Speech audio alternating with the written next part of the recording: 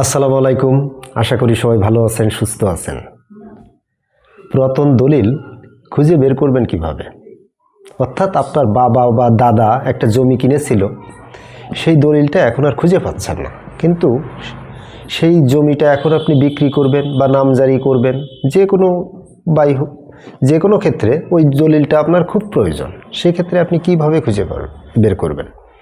এক্ষেত্রে ওই দলিলটার নাম্বার যদি জানা থাকে, তাহলে ওই দলিল নাম্বার দিয়ে আপনি উপজেলা সাব রেজিস্ট্রি অফিসে সার্চ দিতে পারেন। ওখানে যদি না পাওয়া যায় তাহলে জেলা সাব রেজিস্ট্রি অফিসে সার্চ দেবেন।